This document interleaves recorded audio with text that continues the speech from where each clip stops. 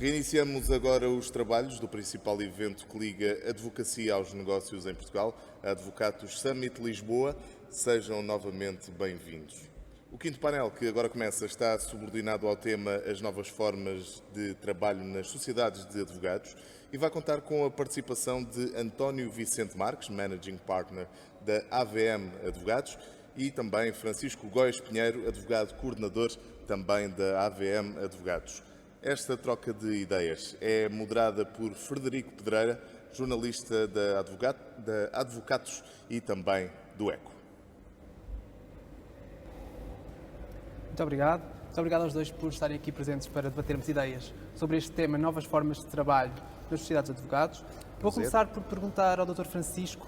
A pandemia exigiu uma readaptação da forma como prestamos o nosso trabalho, não é? Obrigou-nos a fazê-lo a partir de casa, principalmente o teletrabalho. Como é que atingiu o setor da advocacia esta adaptação do dia para a noite?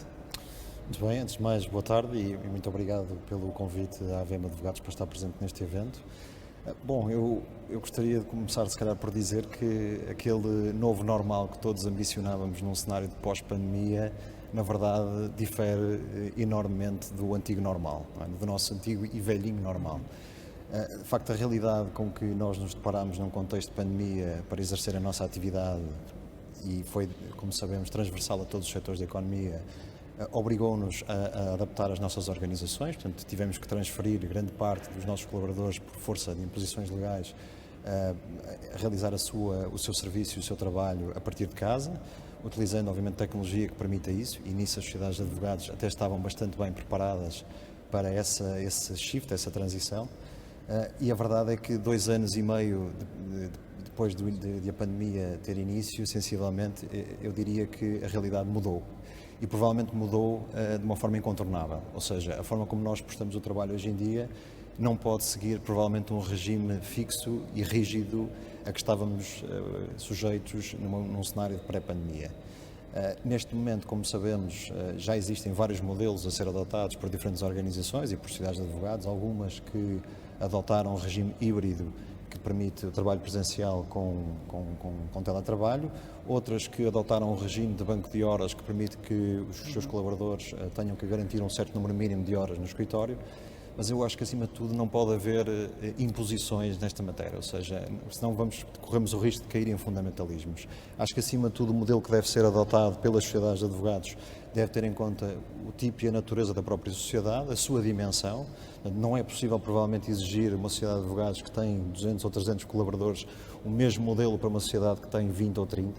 E eu diria que nós, na AVM Advogados, que somos uma sociedade de média dimensão, e que temos a particularidade de trabalhar com jurisdições que se enquadram num contexto lusófono, e sendo o nosso principal mercado, como sabemos, Angola, é impossível, eu diria, adotarmos um regime totalmente fixo nesta matéria. Ou seja, temos que ser flexíveis, e eu acho que a palavra de ordem, a palavra que nós tentamos também, e o modelo que tentamos seguir na nossa organização, acima de tudo, é flexibilidade.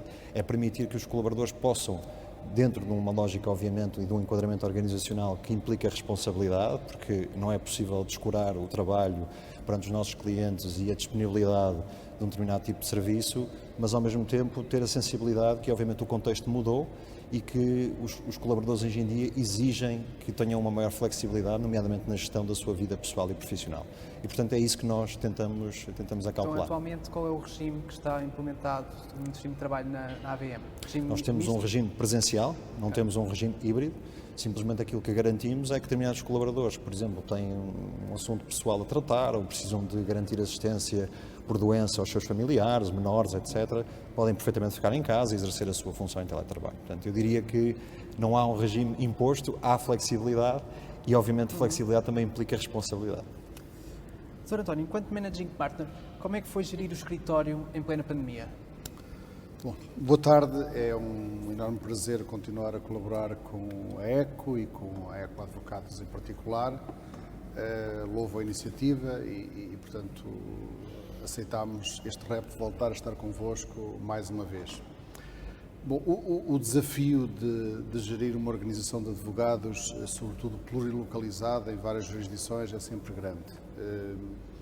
A nossa profissão tem especificidades, outras terão as suas, mas a nossa tem especificidades que a caracterizam de modo particular, sobretudo porque, talvez em paralelo com a medicina e com a religião, nós muitas vezes somos o último reduto e o depositório da confiança das pessoas quando estão angustiadas com um grande problema que se abateu sobre elas, sobre as empresas que dirigem ou sobre os seus familiares. E nessa medida, portanto, nós estamos sempre sujeitos a uma grande tensão e, ao contrário de outras profissões que às 5 da tarde deixam os problemas no escritório ou na empresa, nós muitas vezes carregamos com os problemas dos clientes para casa e nessa medida, portanto, gerir uma sociedade à distância sem o contacto pessoal com os nossos colaboradores foi naturalmente um desafio acrescido. Mas, no nosso caso particular, nós já vínhamos com um currículo muito grande, porque há cerca de 2 décadas que conduzimos uma atividade em mais do que uma jurisdição e, às vezes, na mesma jurisdição em mais do que um escritório, e já esse exercício já estava feito, nós já estávamos habituados para lhe dar uma ideia, a secretária que mais intervenção tem comigo, eu chego a estar há 3 anos sem a ver pessoalmente, portanto, cheguei a ter uma secretária durante mais de um ano na Nova Zelândia, num fuso horário completamente diferente, portanto isto não é nada completamente novo para nós. O que foi novo para nós foi haver uma imposição legal de, a partir de determinada altura, quase toda a gente vai para casa e não poder estar pessoas no escritório, excetuando um ou outro caso que era de todo impossível de evitar. Portanto, foi um desafio grande. Estou particularmente grato e sinto-me gratificado pelas pessoas em quem apostámos, porque criámos na altura uma task force dirigida à gestão desta nova situação e as coisas correram globalmente muito bem. Eu diria que para as circunstâncias e para, sobretudo, a angústia que esta nova doença criou, que esta pandemia criou a nível mundial, acabámos por conseguir responder, em meu entender, de uma forma bastante positiva, com impacto não apenas na relação que nós temos com os nossos colaboradores e que os colaboradores têm com a sociedade, mas também na relação com os clientes. E de repente, aquilo que até há uns anos implicava, no meu caso, 3, 4 viagens intercontinentais por mês, conseguimos resolver a grande maioria dos problemas estando sentados num computador, a olhar para um ecrã, a fazer reuniões por Zoom, ou por Teams, ou por Webex. E eu penso que essa mudança veio, de certo modo, para ficar. Ou seja, é verdade que o contacto humano, o contacto pessoal, continua a fazer todo sentido e é importante, porque eu penso que é a partir daí que até se estabelecem relações mais fortes do ponto de vista pessoal, mas também é verdade que muitas vezes nós exagerávamos em viagens e em reuniões presenciais que se vieram a demonstrar que nem sempre eram necessárias, sobretudo quando tínhamos pessoas, ainda há dias estávamos a fazer uma reunião, uma Assembleia Geral com pessoas em 5 países, em 4 continentes diferentes. Fazer viajar essas pessoas todas para estarem juntos durante 2 horas, muitas vezes a formalizar um ato que já estava decidido, era apenas sentavam-se, conversavam e se calhar, até de um ponto de vista da sustentabilidade ambiental que hoje todos nós defendemos, uns mais, outros em menor medida, se calhar não se justifica. E as viagens, eu creio que daqui para a frente, já não estou a falar tanto das lúdicas, de turismo, mas as viagens profissionais, vão muitas vezes fazer-nos refletir se efetivamente valem a pena. Portanto, o desafio foi um grande desafio. Em meu entender, foi ganho, porque a nossa atividade, por exemplo, o ano passado, teve um incremento substancial. Foi um ano, do ponto de vista dos resultados, dos novos assuntos, do sucesso da resolução desses assuntos, foi um ano muito bom. E, portanto, o que nos dá algum alento, e eu penso que para isso contribuiu muito o facto de nós já termos naturalmente essa predisposição para trabalhar em sítios diferentes, sem estarmos presencialmente uns com os outros. Muito bem. Dr. Francisco, e no setor da advocacia, o modelo de trabalho presencial e fixo, não refiro-me só ao contexto AVM, mas também no setor em geral, pertence ao passado ou acha que vai retornar? Bom, isso é uma pergunta Sendo que já referenciou que depende um bocadinho da dimensão do escritório, mas no geral. Eu acho que isso é uma pergunta difícil, Frederico, honestamente, porque Se há coisa que nós temos visto nos últimos tempos é que de facto têm ocorrido mudanças provavelmente que nós não esperaríamos, mas eu acho que o que mais surpreende é a velocidade com que elas têm ocorrido. Aliás, saímos de uma crise pandémica e estamos neste momento a viver uma crise associada a um conflito na Ucrânia, como sabemos, e provavelmente vamos ter agora uma crise inflacionista e com as consequências daí decorrentes na economia. Portanto, é difícil fazer previsões. Já é difícil por natureza, mas neste cenário imprevisível ainda mais é. Aquilo que eu acho que tem que haver, acima de tudo, é bom senso e ponderação, que eu acho que são de facto as palavras-chave. É impossível nós querermos, por um lado, não olharmos à realidade e vermos que as novas formas de prestação de trabalho ficaram para ficar. Ou seja, o teletrabalho provou, que era algo que até a minha geração há muito tempo reclamava, a ter essa flexibilidade e poder eventualmente conciliar o exercício da sua atividade num regime presencial e em casa também, mas a verdade é que nós temos que ir acompanhando e monitorizando como as coisas vão ocorrendo e, acima de tudo, também não podemos esquecer que as organizações têm, obviamente, que gerar rentabilidade para poderem ser sustentáveis e para poder assegurar, nomeadamente, os postos de trabalho de todos os colaboradores. Portanto, aquilo que eu diria é, provavelmente não regressaremos a um regime de trabalho fixo, tradicional, digamos assim. Um híbrido, se calhar. Exatamente, vivemos no passado. Provavelmente o regime de trabalho híbrido é aquele que melhor cautelará hoje em dia os diferentes interesses em perspectiva, mas acho que acima de tudo tem que haver bom senso e ponderação e adequar cada regime à organização em causa, ou seja, não pode haver imposições legais, a não ser que vivamos um contexto excepcional como aquele em que vivemos, não é? E que obviamente não queremos regressar, mas tem que haver acima de tudo liberdade na fixação do modelo que melhor se adequa a cada organização.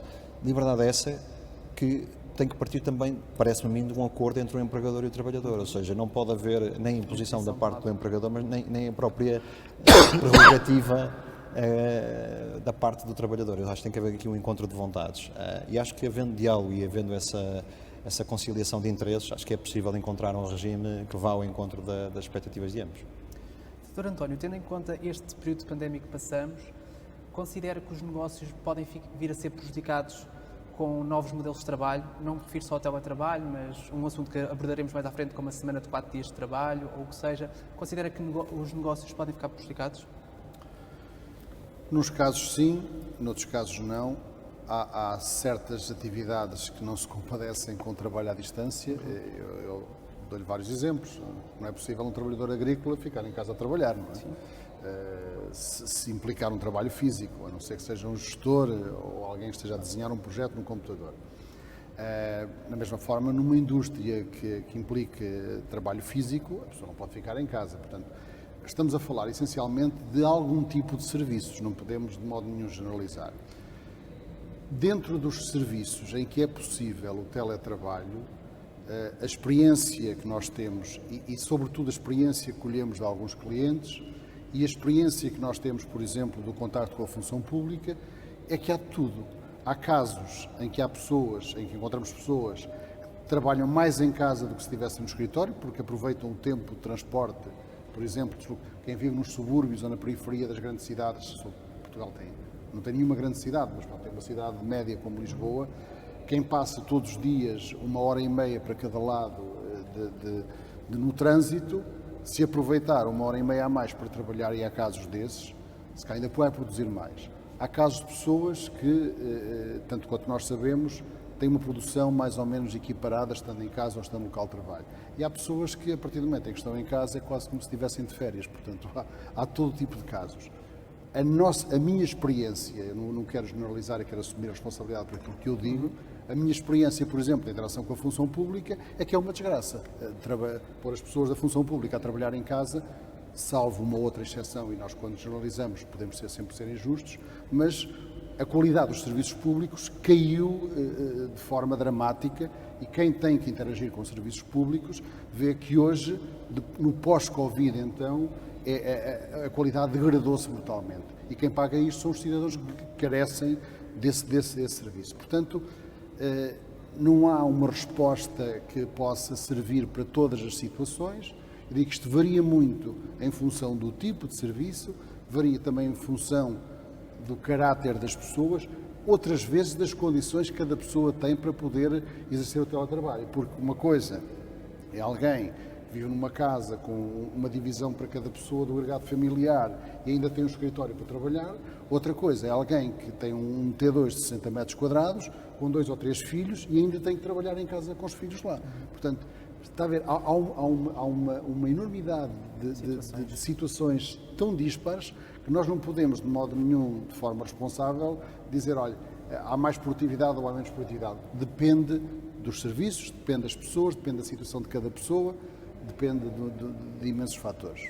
Então, e para criar um modelo, uma nova forma de trabalho, o setor da advocacia consiga conciliar a vida pessoal com a profissional, quais é que considera que sejam os pilares base que deve assentar nesse modelo? Olha, em primeiro lugar, eu acho desejável e acho que todos nós deveríamos ter o direito a poder conciliar uma vida pessoal saudável e uma vida profissional estimulante. E acho que as duas coisas podem ser complementares, porque quem já interagiu, e eu nas funções tenho tido de interagir com pessoas que tinham problemas a nível pessoal e familiar, e isso reflete-se necessariamente no seu desempenho profissional, e o contrário também.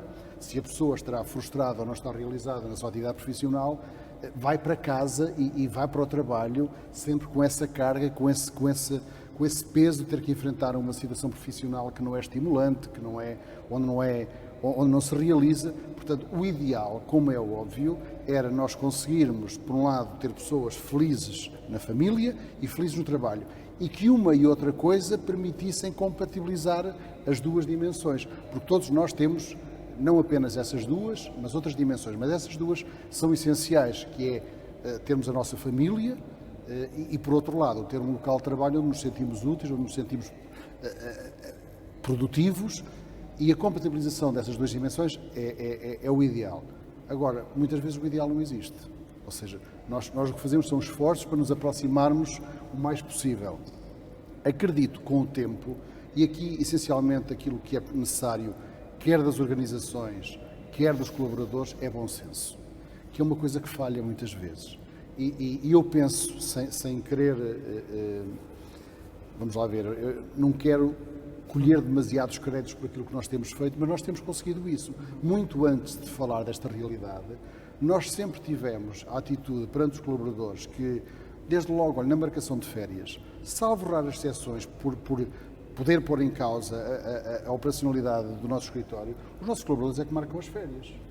Comunicam à Direção de Recursos Humanos, olha, eu queria ir entre o dia e tal, e não há necessariamente um período de férias. As pessoas, quando têm necessidade de férias, só excepcionalmente, se houver 10 pessoas a querer ir todos no mesmo dia, ou 20 pessoas ou 30 pessoas, nós temos que dosear.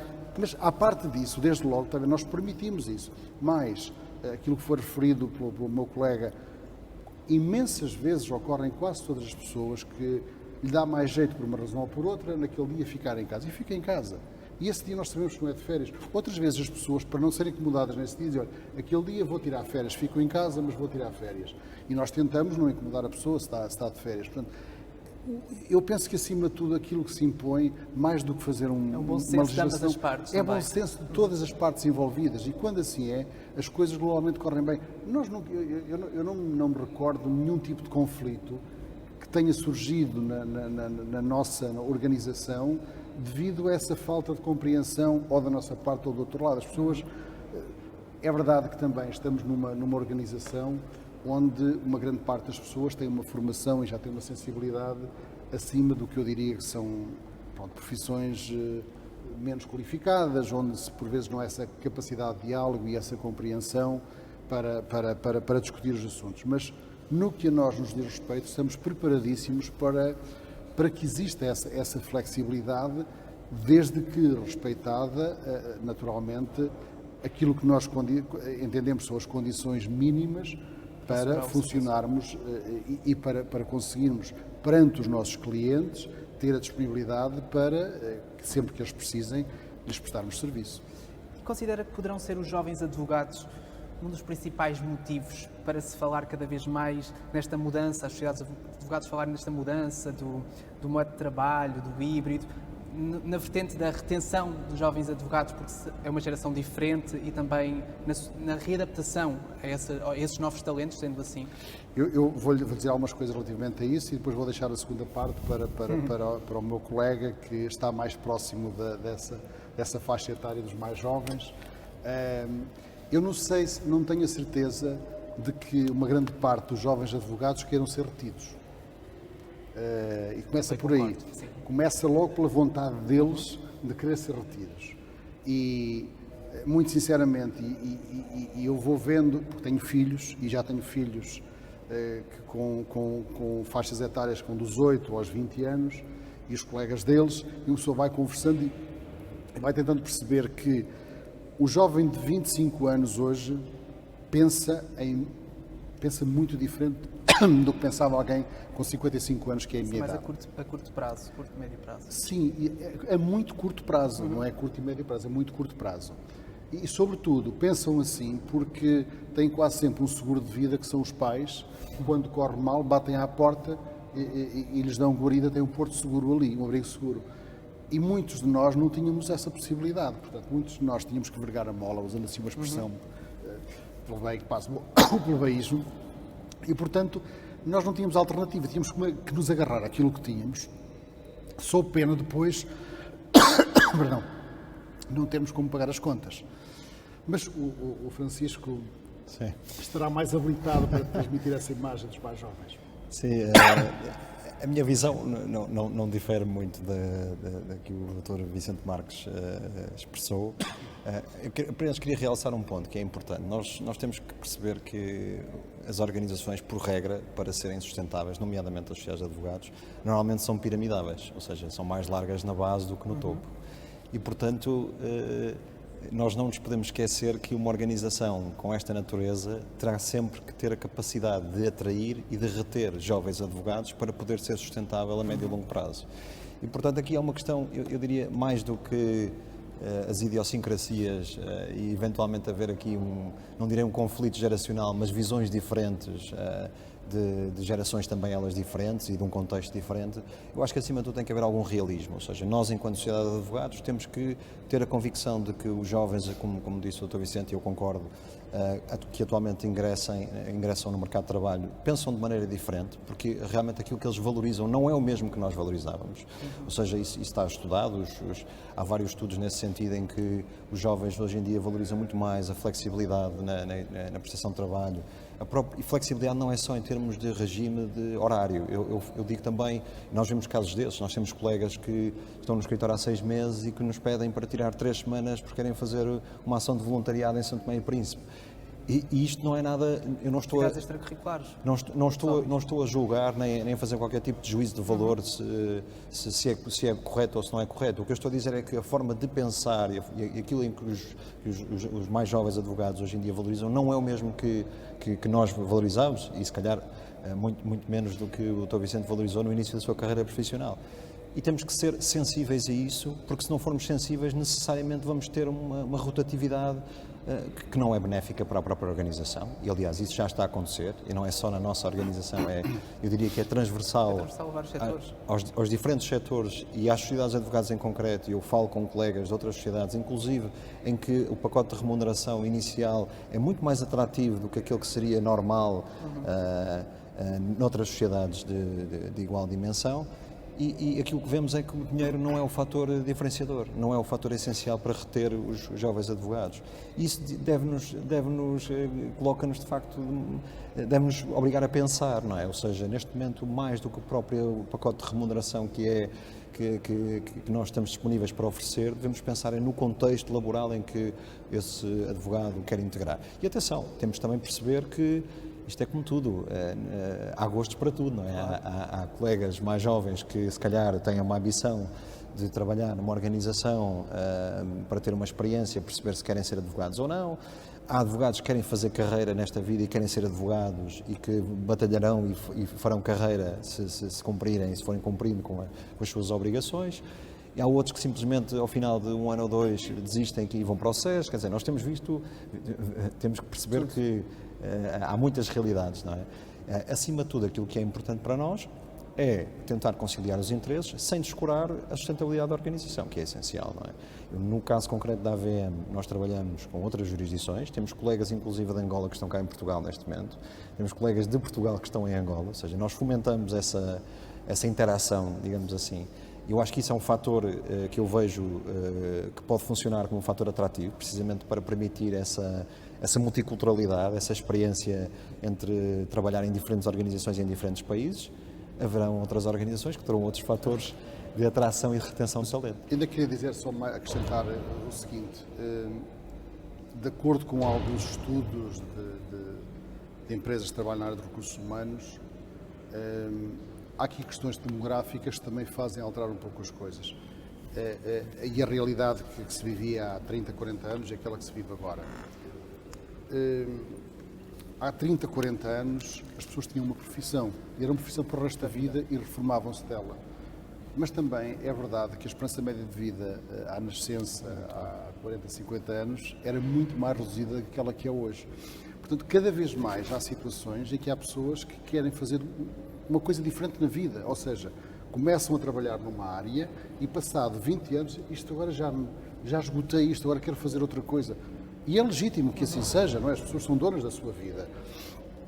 Portanto, nós não devemos ter pretensões, em meu entender, e quem tem responsabilidade nas sociedades de advogados e noutras atividades profissionais e empresariais, não deve ter pretensões a ter pessoas, diga assim, e esta pessoa vai estar aqui até à idade de se reformar. Isso não vai acontecer, não tem que acontecer necessariamente, pode acontecer, mas cada vez é maior a probabilidade disso não vir a acontecer. E, portanto, nós não temos que ficar angustiados ou frustrados pelo facto de ter tido alguém que até era um colaborador que representava uma mais-valia na organização e, passado uns anos, essa pessoa foi-se embora para o outro lado ou mudou completamente de atividade. Eu penso que cada vez mais vai ser assim, acrescido ao facto de, como lhe dizia, na minha geração e na geração anterior ainda mais, as pessoas acabavam o curso e queriam era imediatamente ter autonomia financeira e decidir a sua vida, e ter família, e ter uma casa, e ter o carro, aqueles bens materiais que achavam que eram essenciais. A segurança. A segurança para ter uma família equilibrada. E hoje o que nós vemos da parte de muitos jovens é que isso não são valores tão relevantes como eram para nós. Portanto, as pessoas valorizam mais. Eu quando vejo um jovem com 25 anos ou 28 anos, como já aconteceu, vou fazer uma sabática durante um ano. A licença sabática, antigamente, era concedida aos professores universitários por volta dos 45 aos 50, 55 anos, para prepararem o doutoramento. Porque as pessoas já trabalharam 20, 30 anos, então tinham, e ainda existe, tanto quanto sei, na carreira académica, um ano pago ou 2 anos pagos para as pessoas prepararem a sua dissertação, que eram as últimas provas, hoje já há mais, já há os pós-doutoramentos. Aos 25 anos fazer uma licença sabática é uma coisa que a mim faz alguma impressão, confesso. Se calhar com o tempo isto vai se tornar uma coisa normal. Mas dito de um jovem com 25 anos vou fazer uma sabática, é uma coisa, mas ainda não fez nada para ter a sabática, não é? Porque conceitualmente a sabática é ser remunerado para estar um ano a investigar e a trabalhar. Não é? E o conceito de sabática para essa geração que está a referir é ir viajar à conta de alguém, muitas vezes, não é? Normalmente os pais. Portanto, são de certo modo, a um certo nível, choques geracionais com que nós temos que lidar, mas e que vão ter que deixar de nos preocupar, porque a vida é mesmo assim, estas mudanças culturais vão acontecendo. Dr. Francisco, passando aqui para um hot topic, considera que a semana de trabalho de 4 dias pode ser uma realidade em Portugal, uma vez que está a crescer por tantos países da Europa, como por exemplo o país vizinho Espanha, que já tem muitas sociedades de advogados, já possuem esse modelo há vários anos? Bom, isso agora é o tema que está na berra, não é? Em relação à semana de 4 dias, eu por acaso estive a ver alguns estudos, e há um estudo interessante da ACE que diz que 98% dos inquiridos nesse estudo diz que é receptiva à adoção da semana de 4 dias, mas que apenas 63% acredita que vai ser implementado na generalidade. E isto é muito curioso, porque nós temos que perceber se essa desconfiança que existem neste diferencial de percentagem está relacionado com o facto dos colaboradores não acreditarem que as organizações vão implementar esses regimes de semanas de 4 dias, ou se na verdade essas próprias pessoas não acreditam que esse regime seja sustentável e que funcione a longo prazo. Bom, o estudo não dá essa resposta. Mas está mais inclinado para qual? Para a primeira ou para a segunda?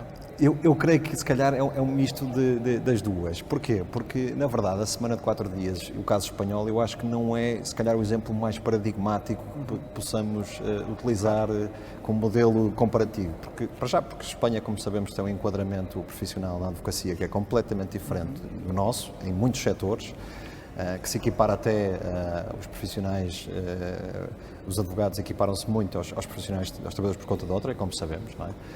Portanto, desde logo, há aí uma diferença significativa. Portanto, a semana de 4 dias que os espanhóis, à boa maneira espanhola, conseguiram implementar, acaba por ser respeitado pelo próprio mercado, porque o contexto e o enquadramento em que eles exercem a sua atividade também permite que provavelmente assim seja.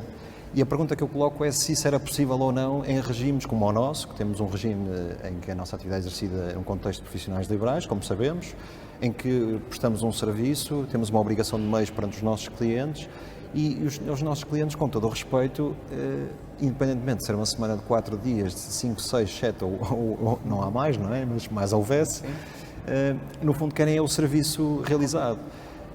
E é isto com que nós temos que viver. No contexto da AVM, então, eu diria que isso ainda é crescido.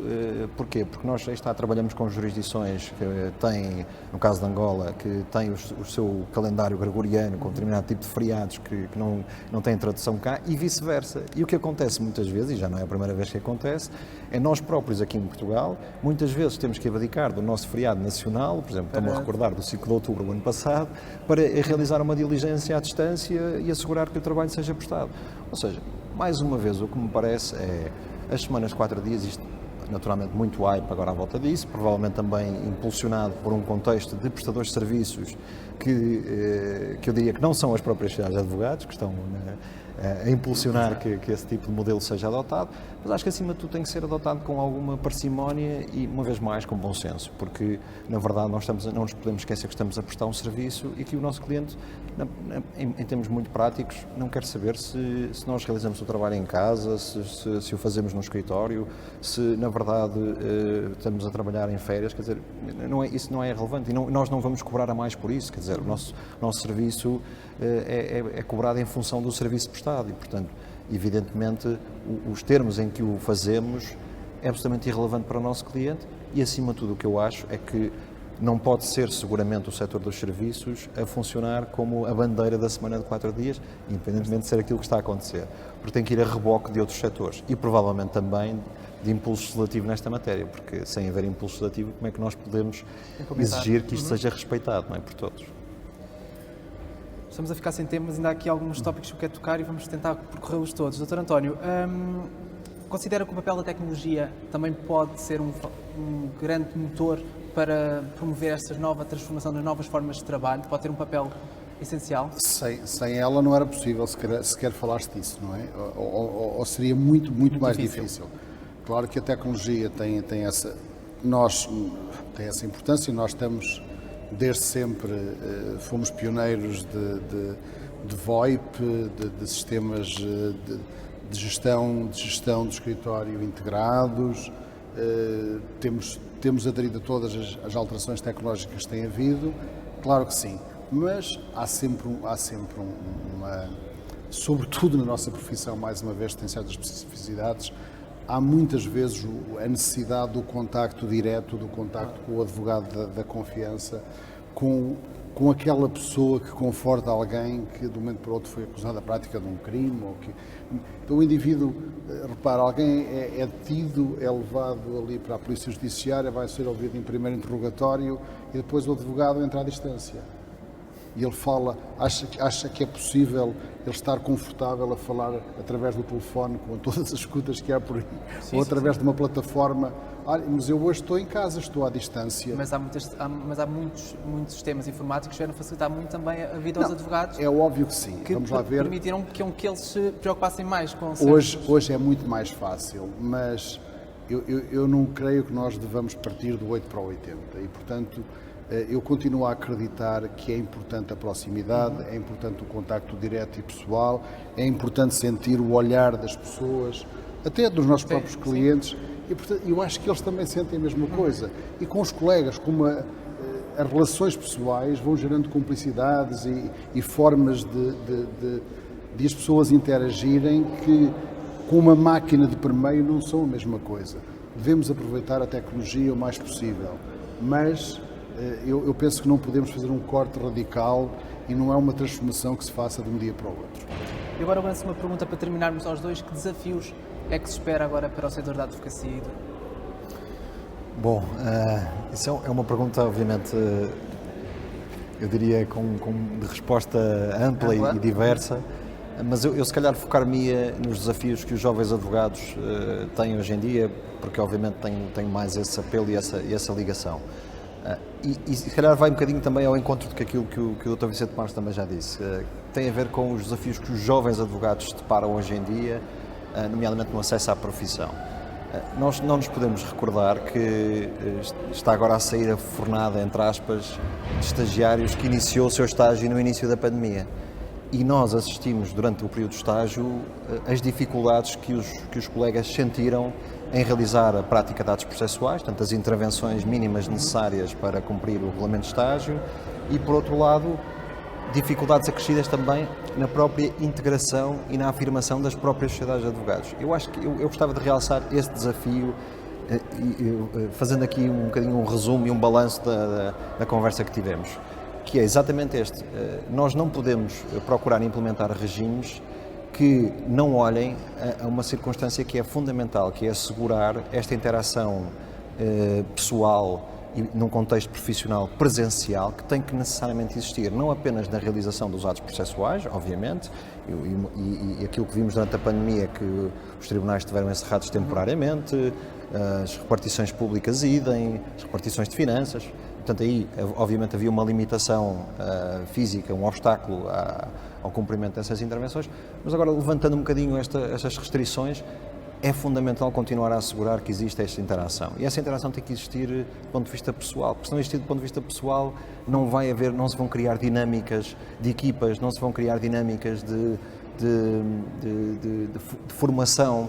E isto é absolutamente essencial, aquela conversa de corredor que existe e que todos nós percebemos o contexto, ela tem coisas boas também, não é só coisas más, porque obviamente há um contexto, há um enquadramento em que as pessoas podem partilhar um bocadinho da sua vida pessoal, mas também profissional, tirar dúvidas, esclarecer, e isto faz parte do processo de aprendizagem. E também para o crescimento pessoal, enquanto profissional e humano. Precisamente, e o que nós vimos durante a pandemia é que houve muitos colegas que durante o seu período de estágio não tiveram esse acompanhamento, porque obviamente não é possível assegurar o mesmo nível de acompanhamento através de uma tela do Teams ou do Zoom, que todos nós no início abraçámos com alguma entusiasmo, mas até esse entusiasmo claramente passou e hoje em dia já estamos até de alguma forma saturados de reuniões via Zoom e via Teams. Portanto, eu acho que tem que haver um equilíbrio. Não é? Dr. António, bom, desafios? Temos um desafio muito grande que eu já referi na última intervenção que tivemos aqui na vossa iniciativa, na Universidade Católica, que eu penso que temos que acabar com a hipocrisia, e eu estou consciente do peso que tem a palavra, e temos que permitir aos advogados que assim o entendam poder concorrer com igualdade de armas com outras sociedades profissionais que praticam atos próprios da profissão, toda a gente assobia para o lado. Eu penso que a Ordem também não tem feito aquilo que lhe competia e na verdade, existem sociedades satélite de todos os prestadores de serviços, eles concorrem diretamente connosco, quer em termos de vir buscar os nossos recursos humanos que nós formamos, quer em termos de prestar os mesmos serviços que nós prestamos aos clientes, e nós não podemos fazer aquilo que eles fazem, ou seja, essas sociedades, de uma forma ou de outra, direta ou indiretamente, podem contratar advogados para fazer o trabalho que nós fazemos. Nós não podemos contratar contabilistas e auditores para fazer o trabalho que eles fazem.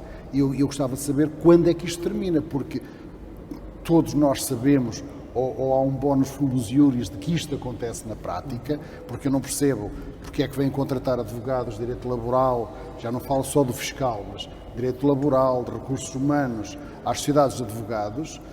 E nós não podemos fazer a mesma coisa, nós não podemos prestar os serviços que prestam. Porquê é que os advogados, e porquê é que as sociedades de advogados, os advogados Já não digo em prática isolada, porque quem está em prática isolada, em princípio, não está interessado nestes serviços. Mas os advogados têm sociedades estruturadas, que hoje são verdadeiras empresas. Porque é que não podem concorrer para áreas de trabalho, porventura até mais geradoras de receita, do que com essas entidades acabam por fazer e por competir diretamente connosco. Esse, para mim, é um grande desafio, porque se nós fôssemos dotados das mesmas ferramentas, das mesmas armas, pelo menos ficaríamos sem esta dúvida permanente de saber estaríamos em condições ou não de poder concorrer com eles. Esse é um dos grandes desafios, para além daqueles que nós já referimos aqui. Olha, muito obrigado aos dois por terem estado aqui presentes. O tempo escasseia, portanto estamos no final. Muito obrigado então. E obrigado a si também que está aí a ver-nos. Obrigado. Foi um prazer, muito obrigado também. Muito obrigado. Obrigado.